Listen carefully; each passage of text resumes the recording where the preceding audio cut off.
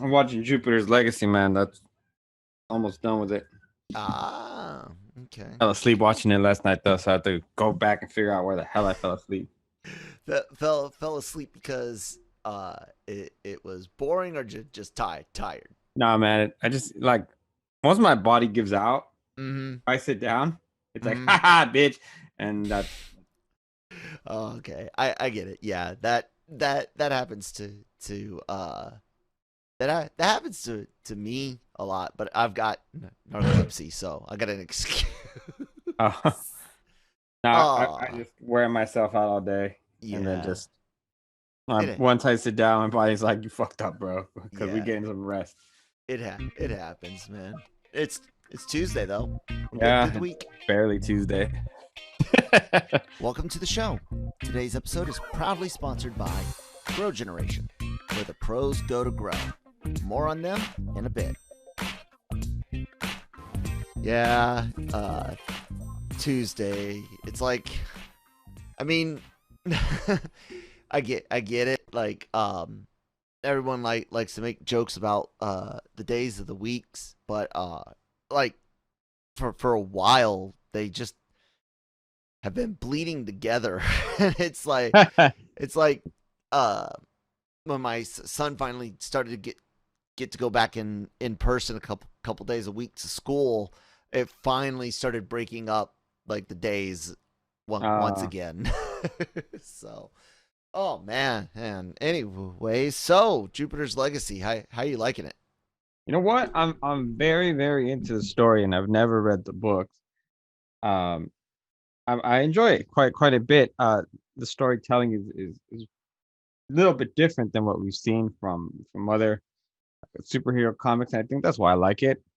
Uh, the the style is very CW like as far as visually, which is fine because I like CW shows. Fine. So overall, I'm intrigued at where it's going, especially with the idea of the old guard's way of doing things versus the young kids who want to do it a different way, and Yeah. having the idea that the classic way of doing things of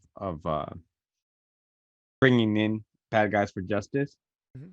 isn't what's popular in the community. I think they have like 3/4 of the population being polled saying that when the main character, I forget his name, his son kills a bad guy, there's Mhm. like 3/4 of the population who's like thumbs up. Yep, good thing you killed the bastard. And and he's having issues with that idea that people can't handle it anymore, and that it's not right, and it's cool. It's a little bit, it's different, I think, and that's why I enjoy it more than anything. Is it like a masterpiece? No, but it's enjoyable. No, I mean that's what everyone's biggest question was because it sorry, Mr. Millar, but it's not like the most well known title out there. Right. And so when you see the trailer, it's like, oh god, it looks like CW stuff. Yeah, it looked kind of cheesy. Yeah, and it also looks like they're trying to be dark and broody Hmm. in a way like the boys, but not for the same reasons as the boys. And um, it's like what's going to set you apart. But that idea is kind of cool because that idea comes up in conversations in comics all the time with characters like Batman. Dude, Hmm. you keep arresting these people and putting them in Arkham or in prison. They break out. They kill other people. Like, what the hell, Batman, man? While Punisher's like, yeah, you guys are all dumb. You put them in the raft or in Ravencroft or whatever. They escape, and I'm shooting them. Watch. Hmm. See, they're never gonna commit crime again. So it's always been a really uh interesting conversation in comics itself.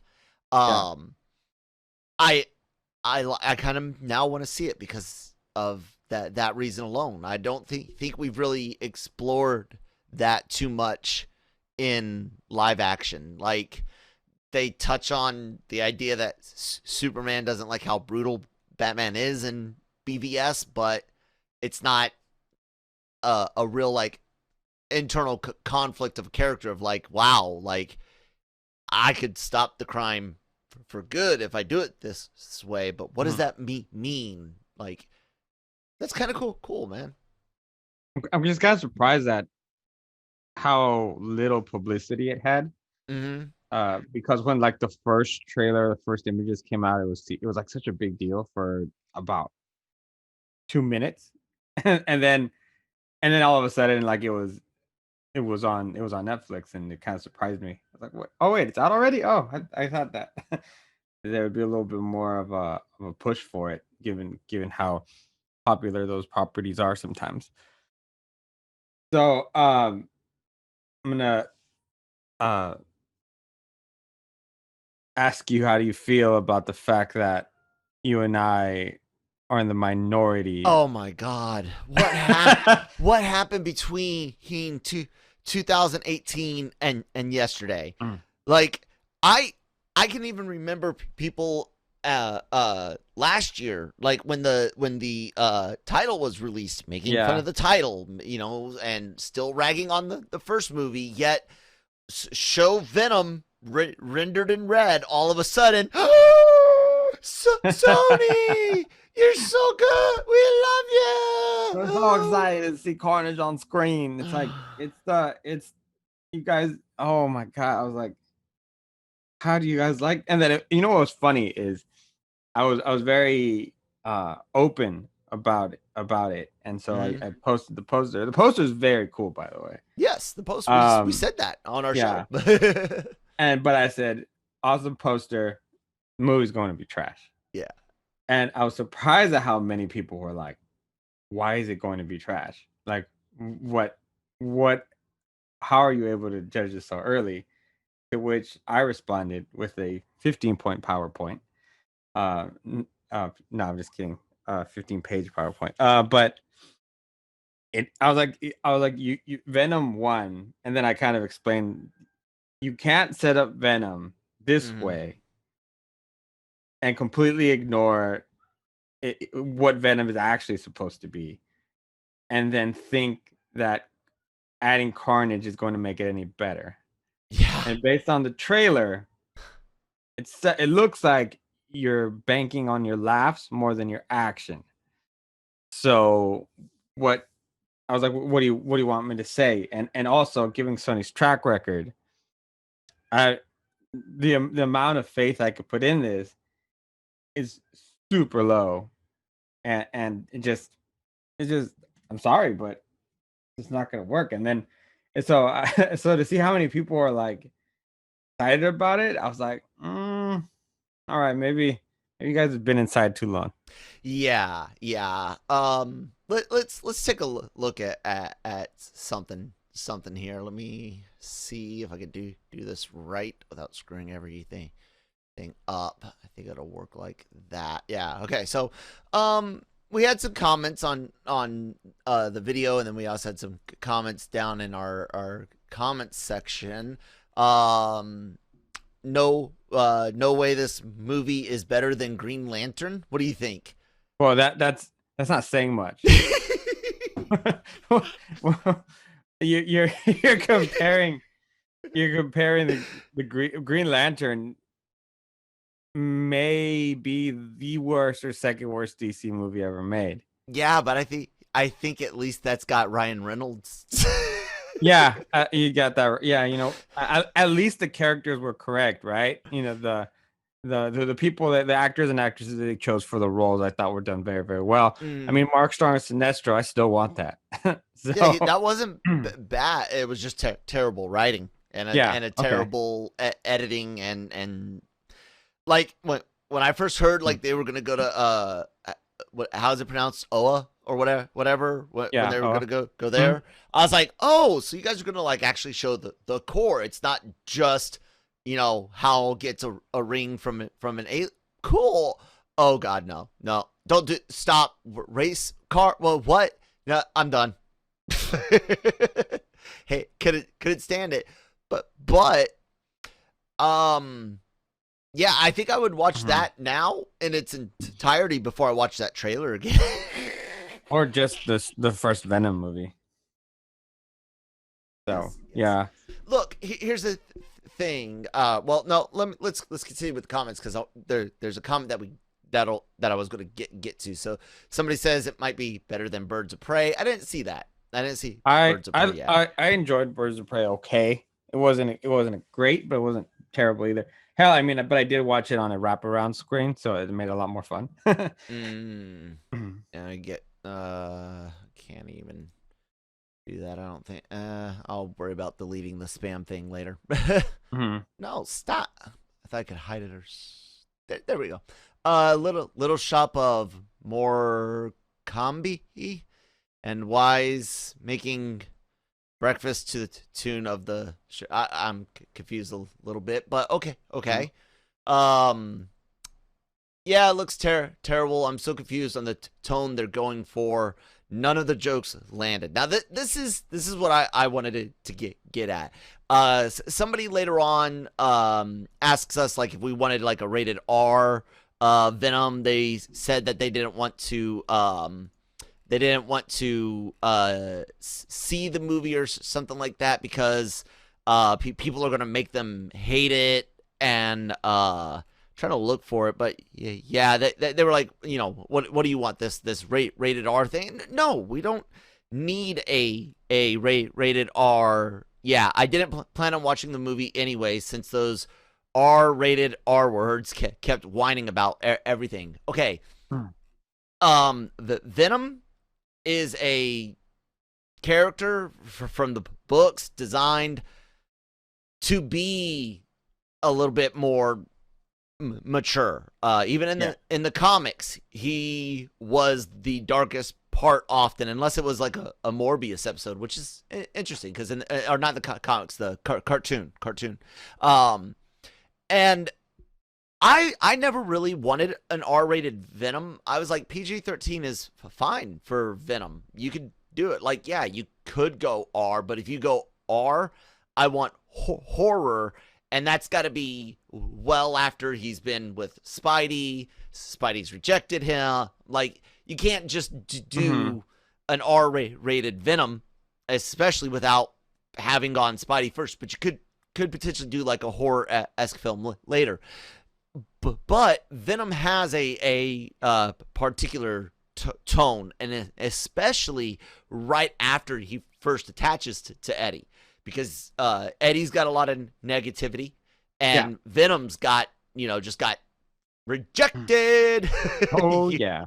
So he spends the first part of his interactions with Spider-Man outside of Pete's body very aggressively, and the idea of first off skipping all of that, like we said in Venom 1, and then going to Venom's singing and making breakfast, and I love the MCU. I'm all about some light-hearted fun, like, but it's got to fit. It's got to make sense. You got to see where it's coming from. Like when somebody complains about excuse me, Thor, like Ragnarok being too fun. I'm like, did you not watch as Thor interacted with more humans? You saw him loosen up. Like, I still think Thor had one of the best, like, most complete arcs out of the Infinity Saga as far as like a character growth with him and Tony and Cap getting, rightly so, those big three. But I know a lot of people feel strong about Tony and Cap, but they both just became like better versions of themselves, while Thor became a whole different person in a good way. Like, and he had one of the worst movies too. And he had one of the worst movies, and then had one of But you're absolutely right though. The growth that we saw in him, and then I think the moment with Thor that I appreciated the most, not being the fittest person, was when his mom said that, you're always worthy. Yeah. And I think that meant a lot to me and to a lot of people, obviously. But yeah, you're right. the growth in Thor and the journey he had to go through from the beginning to Endgame and beyond was very might be the best. Might be the best. Yeah. I'm not gonna lie, but yeah.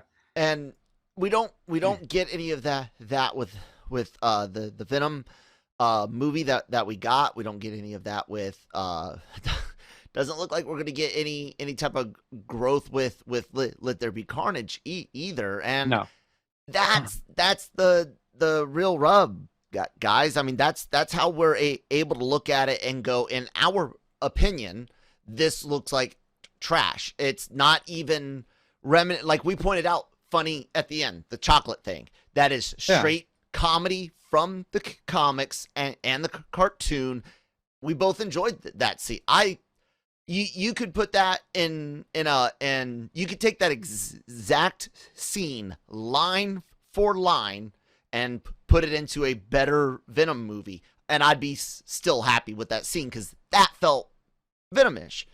But those are only moments in a Venom book or a Venom arc dealing in the larger universe, you know, especially like I said, early Eddie.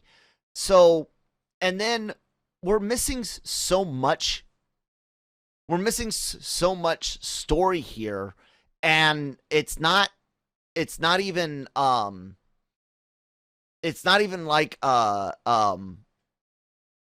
we're dumb or anything, and we don't know, you know, how Venom gets to where he is, but they're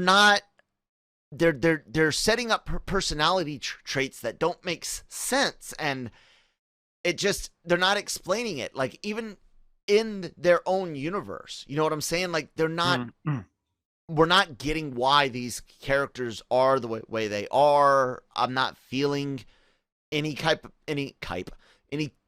of connection. Yeah.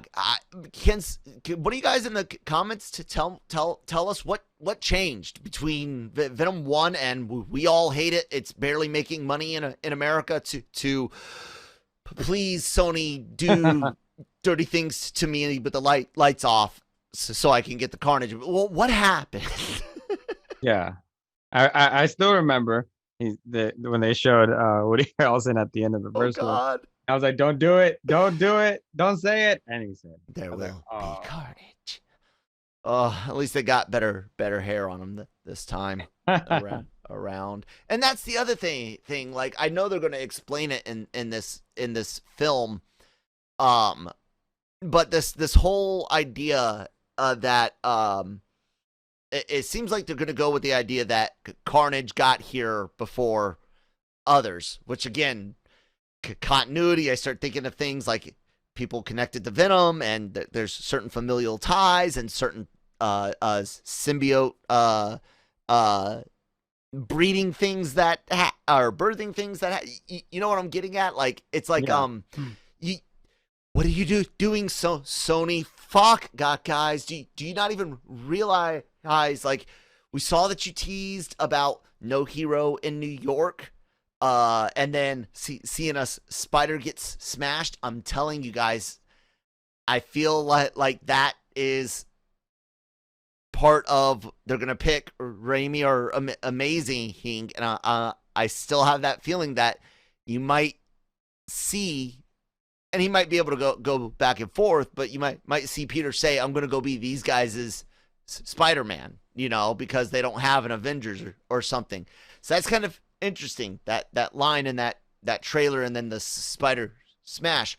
But then again, we pointed out this is very tonally different. Pointed out that Pascal's heavily involved in this, not involved in the Spider-Man one. You got the new streaming. It's all very confusing. We're gonna have to wait until December to figure out, you know, more of what's going on from No Way Home. But I just the issue is that there's no motive for a Spider-Man Venom rivalry. Not right now. No. And you're gonna have to do real hard to explain to me why they're feuding, when just the original story is more than good enough. rejection and then envy and a couple of other things and mix it together and just I think it's just also missing the fact that they try to make him a good guy from the very beginning Mm-hmm. and it just doesn't work. Yeah. He doesn't have that he doesn't have that run, that development to make him an at least an anti-hero The at lethal times. enforcer. Yeah. You Yeah. know, but you miss the entire point. The entire his entire creation, his entire um just character development, and we didn't get Yeah. none of that. And instead we got some weird thing where it was like, oh, back on my planet I was like a loser. Yeah. I What was the like, hell? what the fuck is that? You know? And so just Someone watching Big Bang Theory and going, "Oh, this is really popular. I guess geeks must like it too." No, most of us except that guy for some reason. I don't know what's his fucking no, problem, but Venom's not supposed to be a loser. Venom's a it's a badass, which is why garbage so show. many people have him tattooed on their Yeah. bodies, and why it resonates with so many people because you feel powerful with the symbiote on you, like a different person that gives you that extra motivation, that extra sense of power, Mm-hmm. and now you've turned it into a buddy cop. Yeah, and not necessarily a good one. Right. Less lethal weapon, more Cop what out. yeah. I was gonna go with the spoof one, but I couldn't get the Naked Gun. Oh. Naked Gun, which I love the Naked Gun. Those are Oh, Naked Gun's hilarious great. movies, you know. But yeah, that and I think I might even have a name for this episode in my mind, but I'm not gonna say it because someone out there is one of those people that likes it when the name of a show or movies is said in the show or movie. So I'm not gonna say it, but anyway. Look, that's what it comes down to. But everyone's entitled to want to see this. I just want to know why you want to. Like, we can tell you why we don't like Yeah. it, why we can feel, and yes, we could always end up being wrong. And I've Transformers 1 is a prime example. Prime. Ha ha ha. Anyways, yeah. I want to be wrong. Like Exactly. I don't want movies to be bad. No. I always try to find the positives in things. Mm-hmm. I want to be pleasantly surprised. So it's not like it's not like I'm wishing that this is bad. I want it to be good, Mm-hmm. but given the evidence, Yep. And historical record. and yeah, I can't throw my support on it. You know, No so trust. Liar. Yeah, her. exactly. Yeah, but yeah, that's kind of what it all comes down. And I hope, like I said, Transformers 1, I walked into it wanting to actually kind of hate it because of how bad they aesthetically looked, but I walked out going, that was a decent Transformers movie. It wasn't great. It was decent. It was action. Is Michael Bay? I approve. I'm okay with it. So I'm good with 1 and 2. I'm good with And 1 and then- 3. And then I don't know why they had to put Mark Wahlberg in one of them. It was weird. Mm.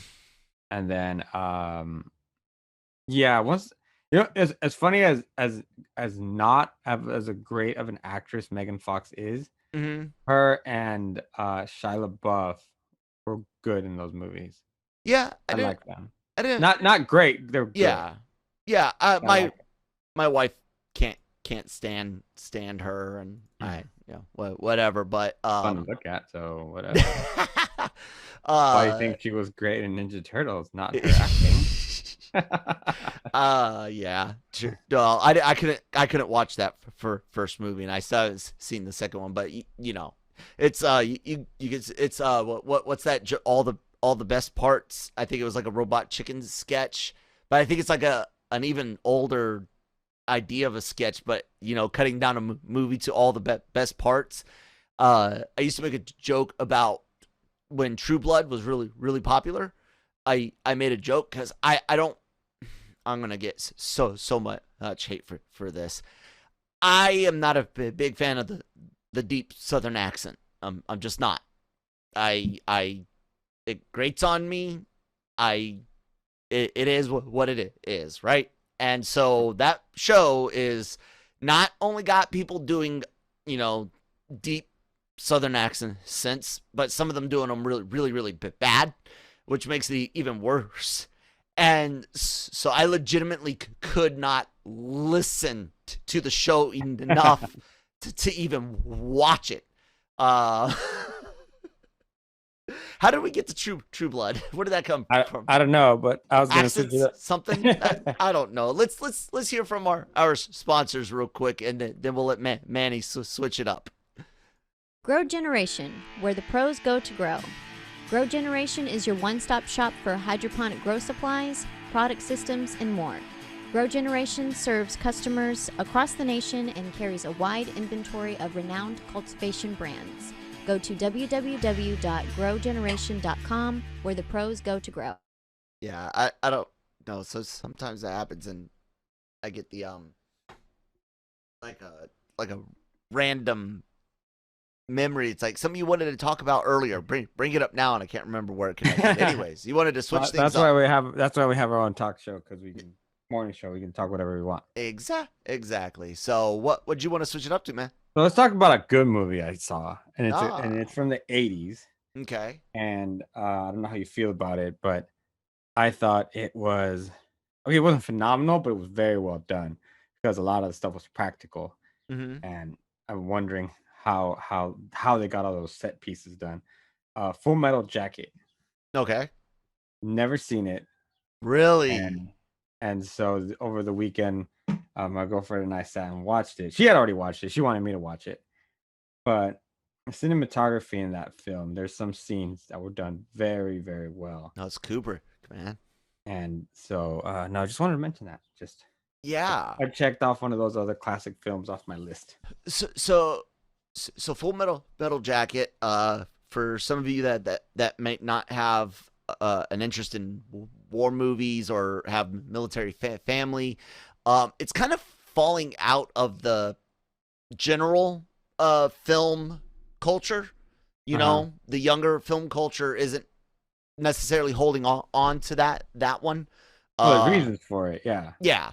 And but even like our generation and the generation before, it was one of those films, like, even if you had no military connections, but because of what the Vietnam War was and how fresh shit was in history and culture, a lot of us, that was like one of those must-sees. And it is a very, very good movie. A lot of people turn it off after basic training, and I'm like, why? Like, that's good. Everybody loves R. Lee Ermey, rest in peace. But some of the best parts of that movie are much, much, much later. The sniper scene towards the end, that was intense. Yeah, the very end, fucking what they're singing. I don't want to ruin it for people that haven't seen it, because even though it's that old, if you haven't seen this movie, like Manny just said, even if you want to see something from a technical standpoint, if you're a student of film, this is something you should watch. I agree. And I couldn't believe, that's a young Kingpin right there. Mm-hmm. Yes. And you have a lot of actors that were very young in that film, and I really appreciated that. It was like it just technically, I thought it was done so well, because a lot of those cityscapes is practically done. And I might have to go in and do some research and find out how that was all shot, whether it was just a big town or like a couple of buildings and they just kind of flipped the perspective or what. But I'm not 100% certain, and I can't name all the movies off the top of my head now, but across the world, technically, because we have training sites in Europe, but across all of America's army bases specifically are mount sites, movement over urban terrain. The term might be different today, but urban combat training sites. And they range from really cheap, where it's like connexes, containers that you just cut windows and doors, and you still are able to train how to stack and go into a building and clear it. But then you've got others that are built from cinder block. Entire buildings built from cinder block. They aren't, insulated. They have rudimentary electrics stuff for lights, cameras, so you can do proper training and whatnot. But those types of sites have been used in movies and TV. Okay. I'm not sure if they go back that far, but I built a small mouse site in Germany in a training site outside of Schweinfurt, and we built, was it like 6-7 cinder block buildings of various sizes with concrete floors. It was a 3-week project. So, with someone with Hollywood money, yeah. And that's the cool thing, and makes you wonder, like, when a group of soldiers, with government budget in a foreign country at that can do 6 buildings in a few weeks or whatever, why are we CGIing everything? Like, it's nothing. And cinder block, when you use the right type of mortar, you can literally break that stuff apart and use them again later. Restructure them, rebuild them. They're inexpensive. Yeah, man. I think more than anything, it's probably time. And you got time to build it all, and then time to take it all apart. And I mean, hell, you see how things are with Disney over with the Mandalorian. It's like, hey, we want those mountains a little bit bigger, and he goes, yeah. Well, yeah. Now that is legit with the volume, with the volume, with StageCraft. I will agree. But 10 years ago, 15 years ago, yeah, man, I always respect when you use a stage, a backlot. God, everyone knows the Back to the Future clock house is in 1,000 fucking movies. You see it all the time because of how many movies are filmed on Universal's legit back lot. Like, it's not just a theme park ride, people. But I love that stuff. But at the same time, the volume is something that I think will eventually revolutionize independent filmmaking. If they can afford to rent it out, or however that's going to work. Because, I mean, when I talk to filmmakers, their budgets are so tiny. Hell, sometimes they're buying things at Goodwill as far as props, and they have 10 days to shoot, and then they're told, nope, you have 5 days to shoot, and they're scrambling, and they get it done. So if I hope that it becomes accessible. But the issue is time and money. Do they have enough time and money to get the backdrops made, to get that you want to put in there, to get all that created? And that's what I do think it might be an issue with it.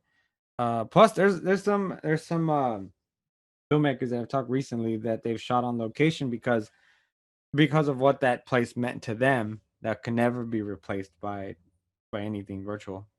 Yeah. Yeah. I get it. Like 100%. And the volume itself, using it isn't necessarily what I meant to help revolutionize for independent filmmakers. It's the idea that when that technology becomes more commercial, just like VR, just like red camera, 4K camera, not even just red. We'll just go with 4K camera, because it's out of our reach now, but so was chroma key green screening before, and now green screen is so accessible. You don't even need the actual screen. You can do green screen stuff on your Zoom without it. You know what I'm saying? So the simple premise is there: a computer generated world, a computer strong enough to display that world on a large surface, and then the proper surface. And it's going to take time to see it scaled down, but I do foresee people not potentially having the big wraparounds, but I do foresee in the next 5 to 10 years we're going to see some DIY volumes with projectors, high end. There's some laser projectors coming out. I don't think I've seen the video yet, but I think LTT is supposed to do a video on a laser projector, like commercial end, 4K or 8K too, I think. But when you start thinking about that, like having a 4K laser projector in your house, that volume idea, at least on one wall, does become a green screen replacement, and it does allow you to create a world. And if you can put rocks and grass in front of it, you've got a homemade volume. And that's where I think we're going to get the revolutionary stuff. And I look to great guys like great directors like Robert Rodriguez, who legitimately, for his Boba Fett action set, which was basically the entire episode of Mando season 2. I forget which episode number it is, 5, right? Yeah, I think. He did what I did as a kid. I had my Star Wars action figures, and I made fights and new stories and continuations. And while I was trying to figure out what was going to happen between the books I was reading and stuff like that. And he did that with his kids, and he uses his camera. And Rodriguez is such a dedicated freaking filmmaker. He's got his own sound stage in his backyard.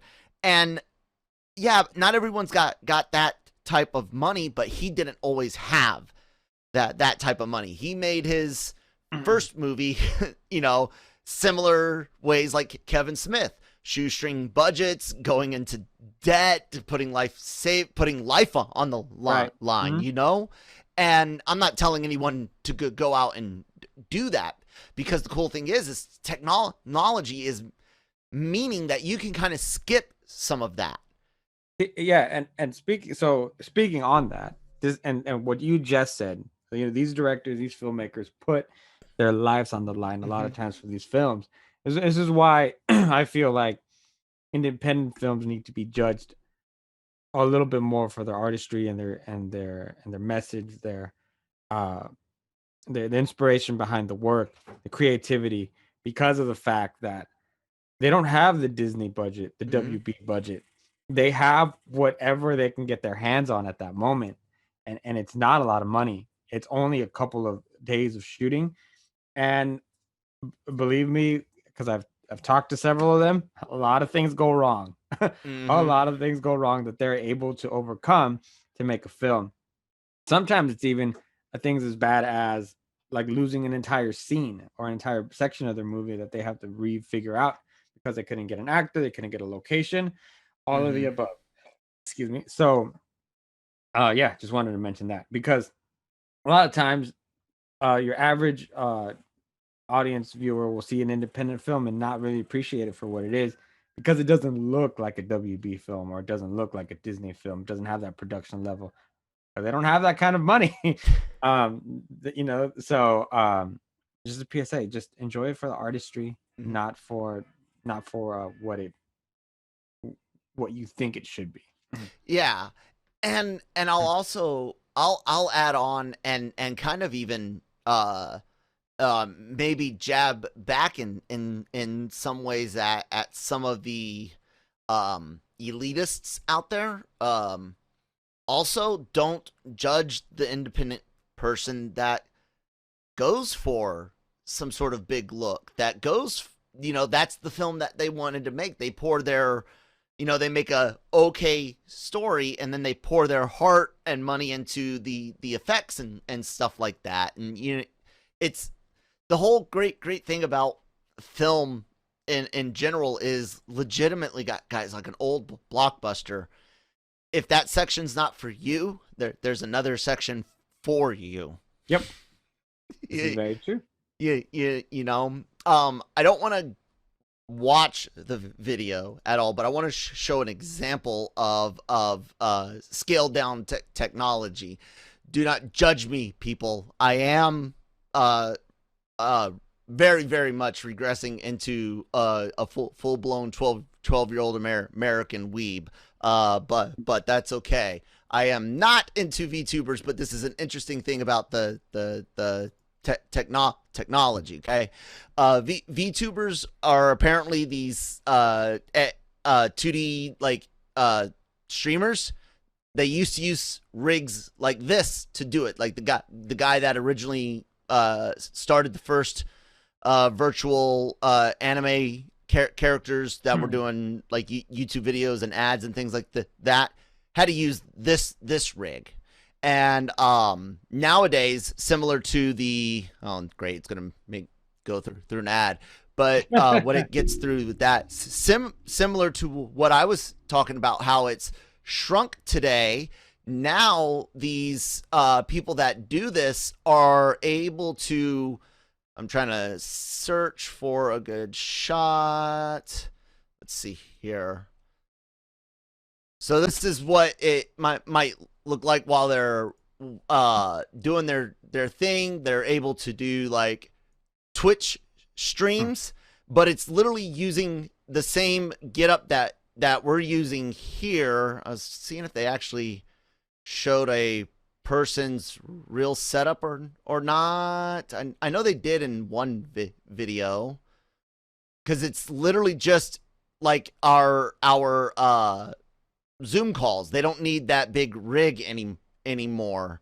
Maybe it was a different video, but regardless, now that particular thing that people wanted to get into, it's huge and it's accessible, and people are able to live out their weird dreams. So yeah, that was a great, nice, clean, smooth segue from straight to film into technology. Speaking of the volume and everything like that, one of the big things the volume is famous for is an Unreal Engine footage test, like tech demo, right? And it's beautifully done. Unreal 4 looks great. Do you know much about gaming engines and like what that means, what they do, and all that? Not really, no. So an engine, basically think of like all the code that you need for the game. Okay, that's kind of like the engine. It's what runs the game, and then you can take that engine, that code, and now you can create characters and worlds that work with those rules, right? And that engine will drive that game. Basics, okay. Unreal, coming from the people that brought you, Unreal Tournament, Quake, all that stuff. That gaming engine is one of the most popular, widely used. Unreal 2, 3, 4, and now going into 5. And there's this rumor that we might end up getting some generation skips, that Unreal 5 games could potentially only be available on the next gen. There's talks of like, you could, build in 4, and you're supposed to be able to upscale into 5, but it's not the same as building an entire game in 5. And so it's kind of got everyone up in a tizzy, because there was 3 Microsoft games, I think, that were announced. Hey, we're putting Unreal 5 and they're not coming out on the series, the 1 and the 1X. And a lot of people were upset about it. It kind of reminded me of that conversation we had on Slack. I think you were one of the shit slingers that day about cloud gaming and graphics, and how I talked about, I like getting, we like having fun, people rile me up, and I play along, feed into it some bit with fun, because, it is. I like being that guy sometimes. And, but there is a point about that graphics thing bringing, how consoles can hold back graphics and advancement in games and things like that. But again, I'll point out, there's more than just Unreal. There's the Steam filmmaker using Steam's Valve's engine. The oh crap, what is? How doesn't want us to play video games? I can't remember the name of it now, and that's gonna bug the crap out of me. But anyways, Source engine. The source filmmaker, not Steam. I don't know why I said Steam, because Steam is where it comes from. But Source engine. Source engine's open. It's free. Legitimately, you want to go and learn about making CGI movies and practice your voice acting and all of that. Go download the Source engine filmmaker. Download SFM. Make something. Make a TF2 sketch. Make your whatever you guys want to do. That's a really cool example again of technology being able to put independent animation films into your hands. I can't imagine what it would be like to have that type of creativity and drive to do a full movie, and then realize, if you do a little bit of research, oh my God, I can do it because of technology, because how good these cameras actually are. You can actually do it, and depending on what you use for editing, depending on the camera you use, you can digitally make your stuff look really, really close to 24 frames per second film. You can get that, not necessarily the grainy stuff, but you can get the look, that speed. It's a great time to be a content creator, whether your content is going to be an independent movie, an independent game, or pretending you're a 2D animated. I got to check this VTuber stuff out. I'm going to let you guys go for right now. You're just a weeb, bro. I am loving the anime. Hey, man, I've always loved it. Obviously, we got the podcast and stuff, but yeah, I've been enjoying getting back into the kind of like catching up on the otaku culture and everything. There's a new Gundam series out, so of course there's brand new what they call Gunpla, what everyone knows, like the models, the Gundam models at the comic shops and stuff. So that's getting big in around the world again. It's fun. It is. It reminds me of when I was younger. What's that? Go ahead. No, go ahead.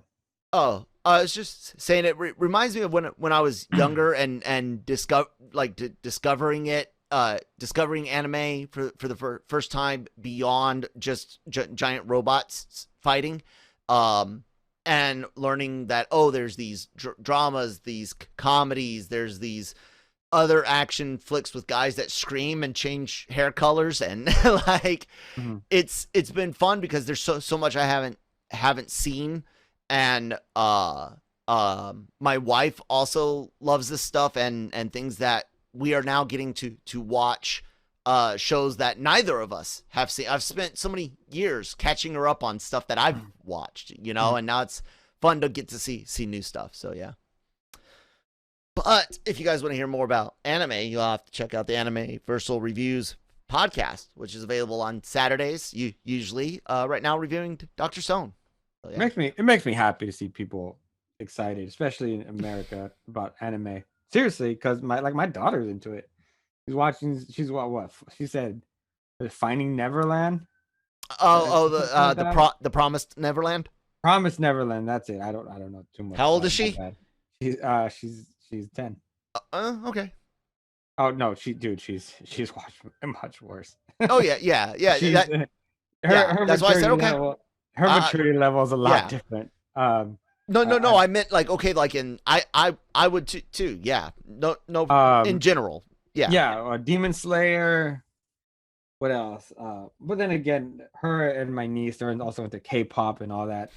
And like it's funny because all of it makes me feel super old. So I'm like, what is that? Like what are you guys watching? It's like Demon Slayer. Dad, you know what that is? It's like no. And like we went to we have a retro game shop called Blue Shell Gaming here in Madeira. I have some friends there, know everybody there. And everyone's talking, and then all of a sudden they start talking anime. And my daughter's just right into it, and weirdly enough, I'm the odd man out.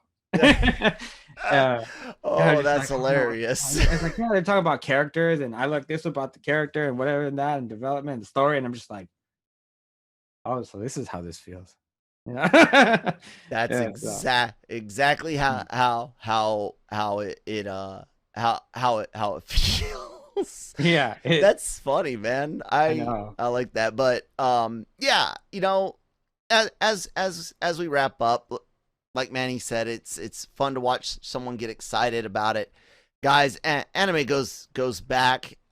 I mean, it goes back to like the 50s. I mean, some people push it to the 40s and stuff, depending with some of the early giant robots and Astro Boys stuff. But you know, it's when you got your to your 70s and you start getting your Gundam, your Macross and your Go Lion and all that started seeing some of that stuff spread over to the West, and there's so much more. And the movies is where I usually suggest people that might have been put off by, you know, maybe a younger sibling's obsession with Pokemon or Dragon Ball, or God, if you had a younger sibling that was into something as garbage as Bleach, I said it.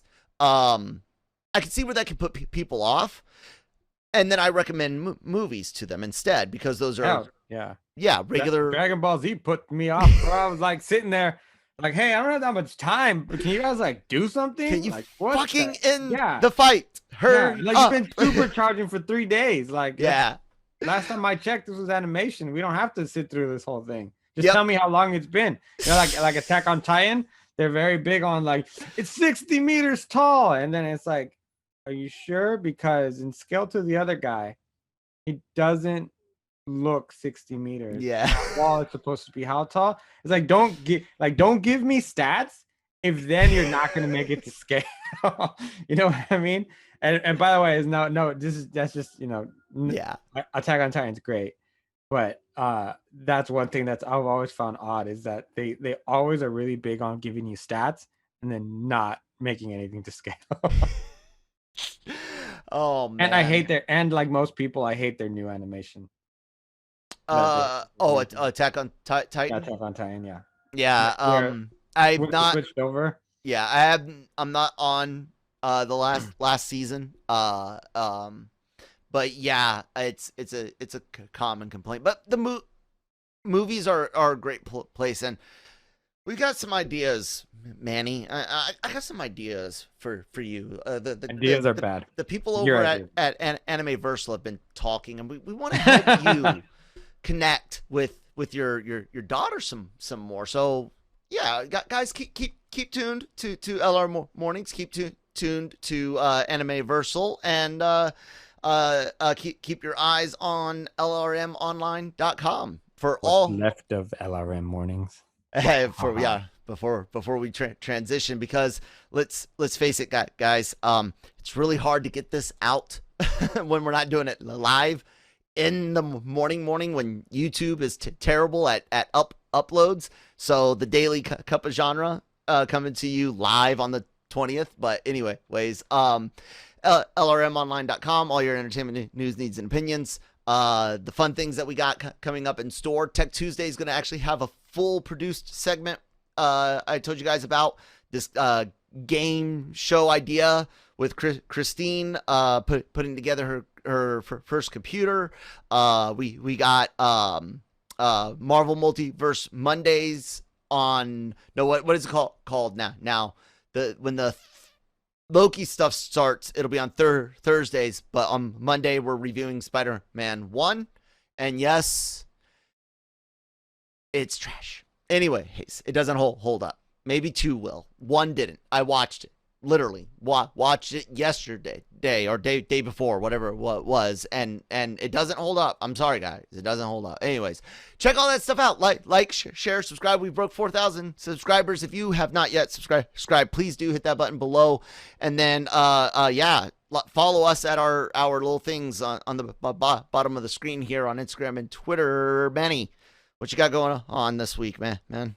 So today I have today with it being the season finale of FX's season 3 of my MC, I have a interview with Momo Rodriguez, who plays the character of Steve.